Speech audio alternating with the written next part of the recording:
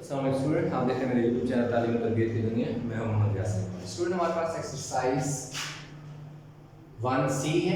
Exercise 1C 7th class की math की new standard mathematics book 2 question number 2 है। अब क्वेश्चन नंबर 2 में जो उसने डेटा दिया था वो मैंने लिख दिया। आगे जो उसका प्रोसीजर है, जो सोल्यूशन है, वो मैं आपको आपके सामने सॉल्व करूंगा। अब वो क्वेश्चन जो है मैं रीड करके बता देता हूँ। कह रहा है 8 men can build a bridge in 12 days। कि 8 बंदे हैं, 8 men required number of days to build a bridge is equal to 12 days। कि 8 बंदे जो हैं वो क्या करते हैं कि 12 दिन उनको रिक्वायर्ड है, यानी 12 दिन रिक्वायर्ड है एक ब्रिज को कंप्लीट करने में। एक ब्रिज को बिल्ड करने में 8 बंदे हैं और वो 12 दिन लगाकर उस ब्रिज को कंप्लीट करते हैं। अब वो कह रहे हैं find the time taken for 6 men to build the same bridge, state the assumption made. अब वो एक तो हमें ये कह रहा है कि ये बताएंगे अगर मैं 8 के बजाय 6 बंदे हो ना तो फिर कितने टाइम लगेगा। 6 बंदे अगर हो तो फिर कितना टाइम लगेगा। और उसके बाद लास्ट में वो कहता है कि assumption जो है वो आपने बतानी है कि भाई कितनी क्या है इसकी। ठीक है, तो अब हमारे पास क्या है, अगर 8 बंदे 12 दिन लगाते हैं ब्रिज बनाने में तो एक बंदा क्या करेगा, एक बंदा क्या हो जाएगा 8 multiply by 12 days. 8 multiply by 12 days. एक बंदा जो है क्या करेगा, 8 बंदे हैं और वो एक ब्रिज को 12 दिन लगाते हैं तो एक बंदा क्या होगा, एक बंदा जो है 1 मैन जो है वो क्या करेगा कि निकालने के लिए 96 डेज लगाएगा। क्यों, 8 बंदे हैं 12 दिन लगाते हैं।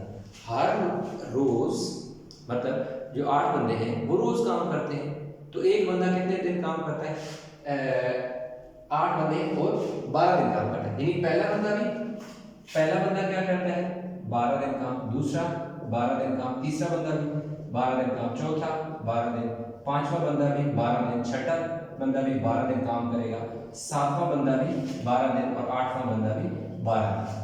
क्यों कि 8 बंदे हैं ना और 12 दिन काम करते तो पहला बंदा भी 12 दिन काम करेगा, दूसरा बंदा भी 12 दिन, तीसरा भी नहीं, 8 बंदे 12 दिन काम करेंगे। तो जब हमारे पास ये वाले बंदे ऊपर वाले क्या हो गए चले जाएं तो फिर इसे क्या करना पड़ेगा, ये सारे डेज क्या 96 डेज काम करना पड़ेगा।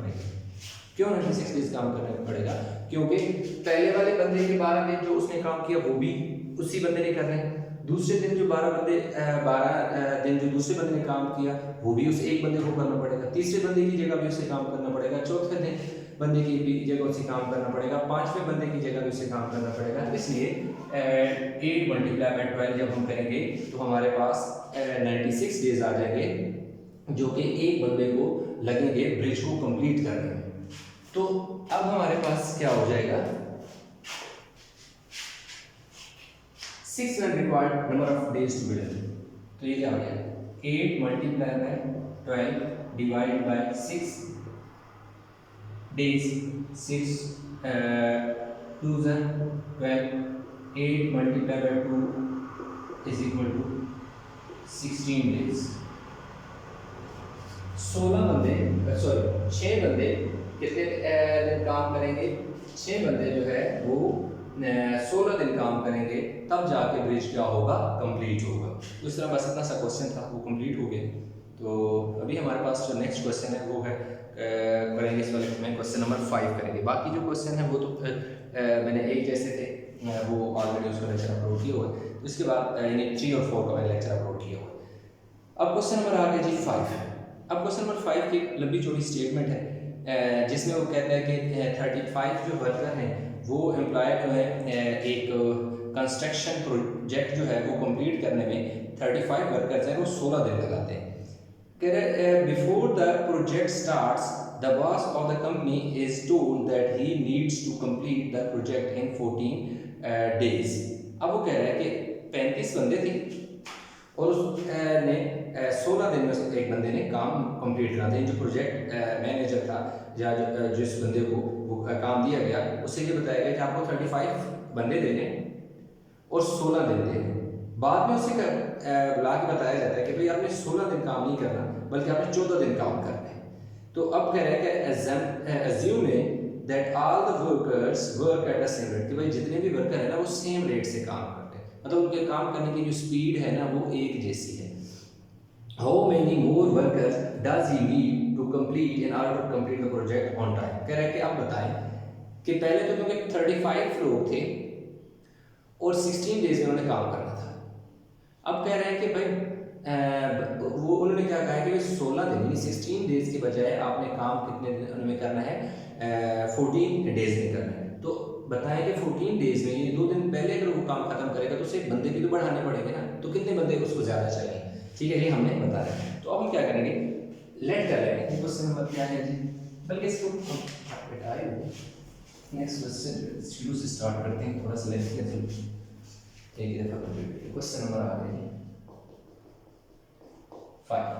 अब हम क्या कर रहे हैं, लेट कर लेते हैं, let number of days and number of workers x और वाई, ठीक है। नंबर ऑफ डेज और नंबर ऑफ वर्कर है हमने उसे बता दिया। अब हम क्या करेंगे, according to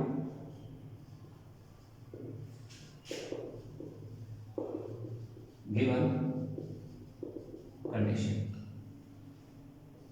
x is directly proportional to y, sorry x is inversely proportional to y, तो ये हमारे पास हो जाएगा जी x, ठीक है, x साइन ऑफ प्रोपोर्शनलिटी को हटा देना है, केल देना है और y लगा देना है, इसको जो ये 1 है, ठीक है। अब क्योंकि उसने क्या कहा है कि भाई x हमें कितने वर्कर कितने हमें उसने दे दिए, ठीक है, हमें जो उसने x की वैल्यू दे दी x इज इक्वल टू 16 दे दी, क्योंकि वो बता रहा है कि number of workers equal to, और नंबर ऑफ दूसरा जो y है वो हमारे पास उसने क्या क्या बताया हुआ है, it is equal to 35। Number of workers क्या है, नंबर ऑफ वर्कर्स हमारे पास कितने हैं जी 35 है, ठीक है, y 35 आ गया। Number of days equal to 16 है, तो हमने 16 इस लिख दिया। अब हमारे पास क्या है कि हमने इस वाले स्टेप में, जैसे मैं पहले वाले लेक्चर में बता चुका हूं कि पहले जब इस वैल्यू ऑफ इक्वेशन बनाते हो, साइन ये साइन ऑफ प्रोपोर्शनलिटी होता है, इसको आप हटाते हो, इक्वल लगाते हो तो कांस्टेंट लगाते हो, दैट इज के, क्या हम लगाते हैं, जब के लगाया तो फिर आपने क्या करना कि ये वाली दो वैल्यू गिवन होंगी, इन दो वैल्यू की हेल्प से कांस्टेंट दैट इज के उसकी वैल्यू फाइंड करोगे, पुट करते हैं x की जगह हम क्या पुट कर देंगे, x हमारे पास कितना है 16 है, के इसी तरह y की वैल्यू क्या है 35 है। अब क्या हो जाएगा 16 multiply by 35 is equal to k, k की वैल्यू हमारे पास कितनी आ गई थी, इसको मल्टीप्लाई करने की जरूरत नहीं क्योंकि बाद में कैंसिल होगी, छोटा नंबर बन जाएगा, तो इसलिए फिलहाल इसको इसी तरह रखेंगे। नेक्स्ट, अब नेक्स्ट में ये कह रहा है कि अगर नंबर ऑफ डेज कितने होंगे, इफ नंबर ऑफ डेज और डेज हमारे पास कितने आ जाए, that is x is equal to 14 आ जाए। अब वो कह रहा है कि जो नंबर ऑफ डेज है अगर वो 14 आ जाए तो नंबर ऑफ वर्कर्स कितने लगाने पड़ेंगे, that is y number of workers y is equal to find करना है, कितने लगाने पड़ेंगे कि हमारे पास ये जो प्रोजेक्ट है वो 14 दिनों में कंप्लीट हो जाए। y क्या है, देखो क्वेश्चन मार्क है, वो हमने क्या करना है फाइंड करना है, तो इसलिए, और k की वैल्यू देखो 16 35 इस तरह लिख दी फ्रॉम इक्वेशन 1 में that's x is equal to k over y। अब हमने क्योंकि y फाइंड करना है, y को इस तरफ लिया, k ओवर x, ये जो x इस तरफ था ये इधर y की जगह चला गया और y x की जगह चला गया, तो y is equal to k, k की जगह क्या है वैल्यू 16 मल्टीप्लाई बाय 35, इसको मल्टीप्लाई बेशक ना करें तो इसमें भी आप देखो तो खुद कैंसिल हो जाएगा। अब x की वैल्यू से हमें कितनी बताई गई 14, ये देखिए 14 आ गई। अब 2 की टेबल से देखो मैं कैंसिल करूंगा, 2 7 * 14 2 8 * 16 कैंसिल हो गया। अब 7 की टेबल से 7 की टेबल 35 भी जाते हैं, तो 7 काट के 7 1 7 7 5 35, तो y is equal to 8 multiply by 5, तो y इज इक्वल टू 8 5 सर 40। तो हमारे पास 40 वर्कर्स। अब उसने लास्ट में वो क्या कहा था कि क्या करो एजम्पशन, क्या करो एजम्पशन बताओ। एक को हमने एजम्पशन बताई, लेकिन एजम्पशन से पहले हम ऐसा करते हैं कि उसने पहले एजम्पशन पूछिए, assuming that how many more worker. अच्छा, number of more worker required to will average in 14 days is equal to 40 minus 35 is equal to 5 days। यानी वर्कर्स कितने 5 वर्कर्स। अब उस यानी कितने वर्कर्स रिक्वायर्ड है, 5 बंदे से ज़्यादा करने पड़ेंगे। यानी वो 5 बंदे क्या करेगा, ऐड करेगा, तब जाकर क्या होगा उसका काम जो है वो 14 दिनों में कंप्लीट हो गया। एक तो ये हो गया कि 5 वर्कर्स। दूसरा उसने हमें क्या कहा था कि जी अजम्पशन की बात कर रहे हैं। सो अजम्पशन सिंपल है, 40 workers are required to complete average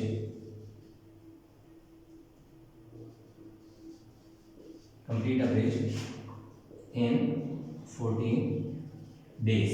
क्या है ट्रेनिंग, ये होगा कि हमारे पास 40 बंदे चाहिए होंगे इस एक एवरेज को 14 दिनों में कंप्लीट करने के लिए। क्यों कि